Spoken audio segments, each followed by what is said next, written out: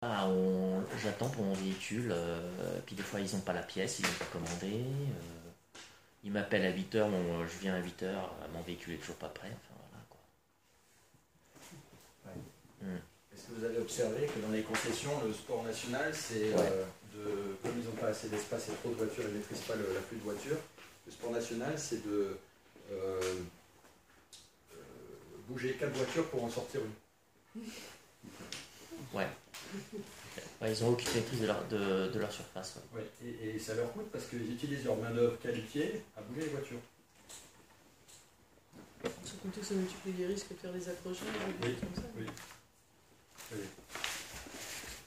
Bon voilà, donc là, effectivement, il n'y a pas que de l'amélioration de l'expérience client, mais on voit bien que parce que cette information est transparente, en interne, la communication est meilleure, mais aussi vis-à-vis du client, on est mieux à même de lui donner la bonne information.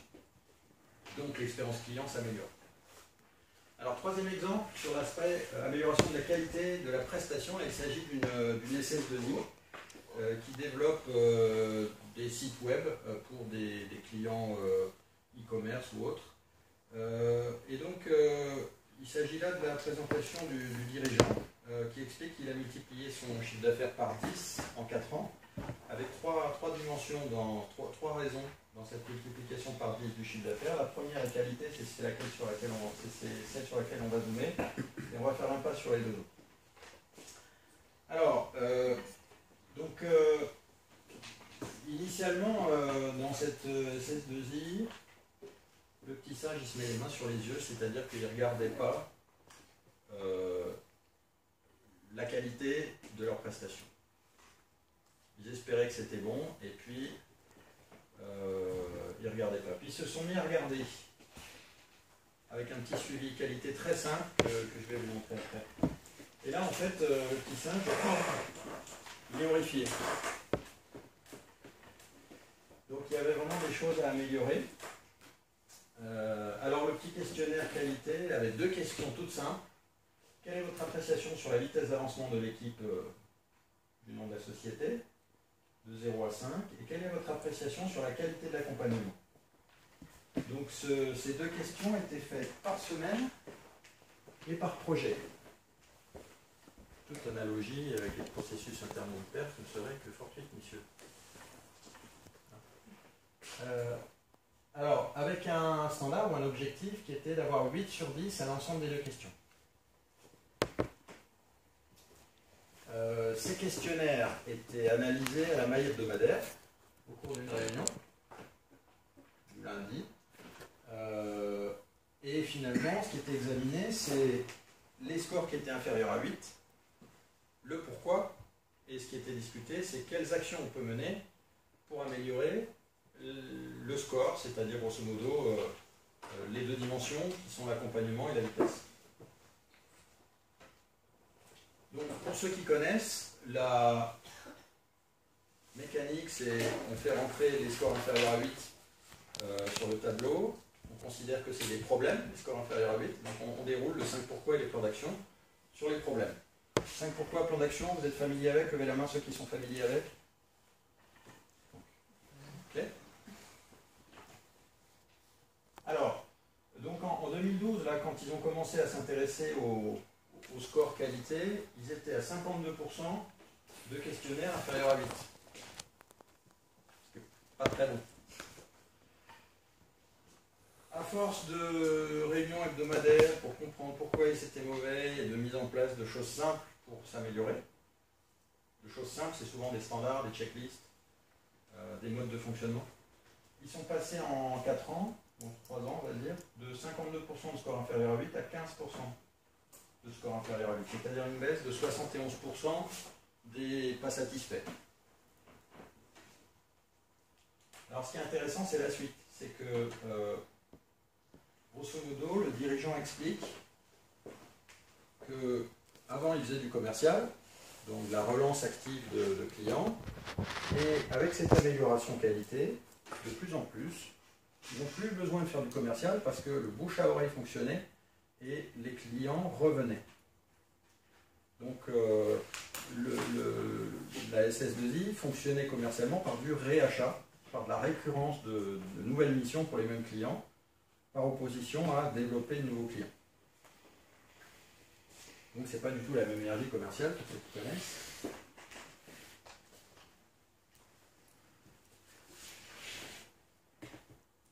Voilà, donc ce qui est intéressant, c'est ce qui s'est passé après. Hein, le suivi qualité a commencé là.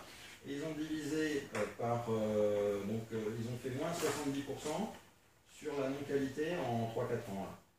Et donc en faisant moins 70% sur la non-qualité, eh ben, ils ont une des causes, un des facteurs de ce chiffre d'affaires multiplié par 10, c'était donc la réduction de la non-qualité.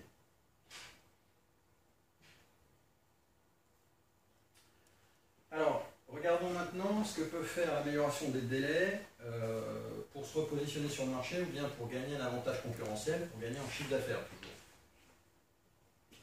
Ça, c'est un exemple d'un client métier d'affaires qui fabrique des pièces soudées de chaudronnerie pour des clients chimistes, donc sur budget d'investissement. Donc c'est de la commande one-shot, projet, métier d'affaires, avec des pièces uniques, très volumineuses, c'est-à-dire qu'il y a des pièces qui font la taille de cette pièce. Le problème de ce client était les délais trop longs et en plus non tenus. Donc c'est un client qui va recueillir le besoin fonctionnel du client chimiste qui va investir sur un nouvel échangeur thermique, qui va le transformer en spécification produit, qui va étudier les plans d'ensemble, plans de détail du produit unique, et qui ensuite va les fabriquer pour les livrer au client.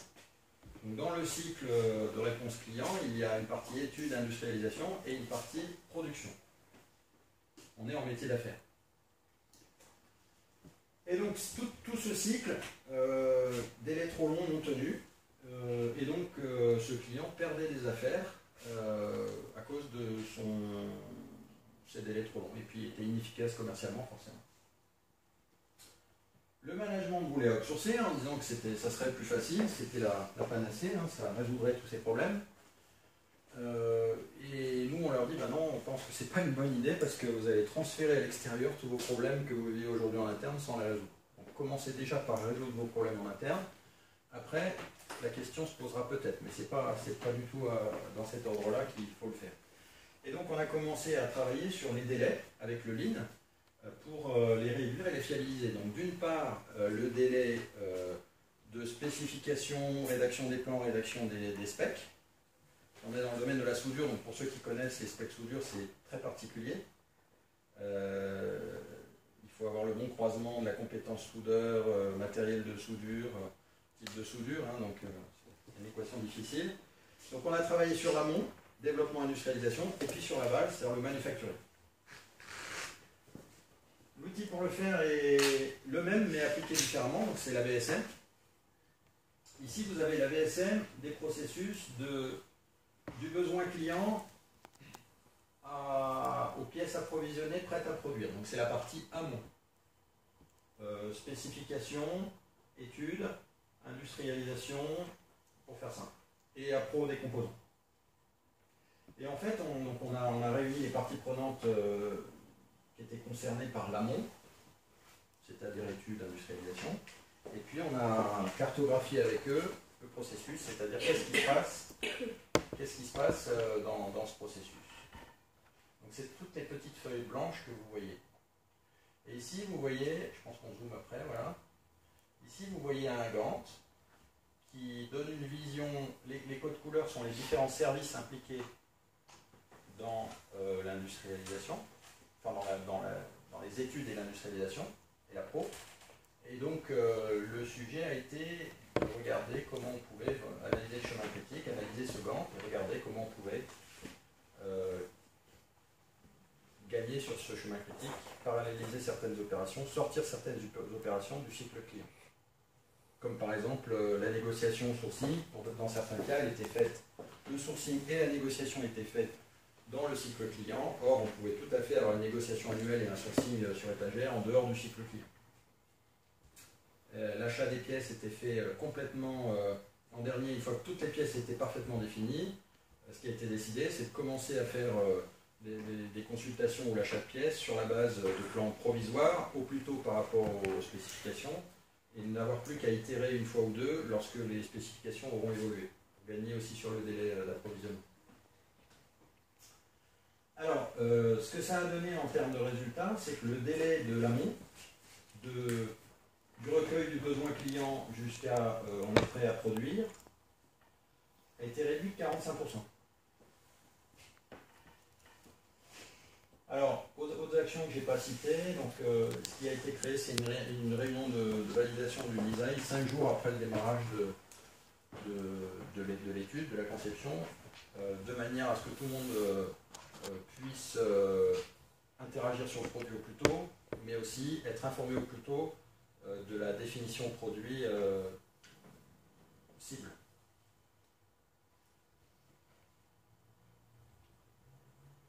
Dernier point dont je n'ai pas parlé, en soudure,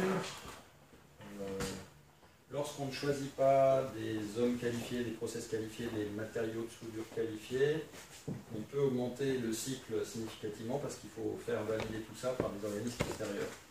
Donc un des leviers forts pour réduire ce délai a été de travailler sur une banque de matériel de couple, enfin de triplettes opérateurs, matériaux de soudure, type de soudure, déjà validés, pour proposer au bureau d'études ces triplettes déjà validées, pour gagner du temps et s'éviter une requalification du process.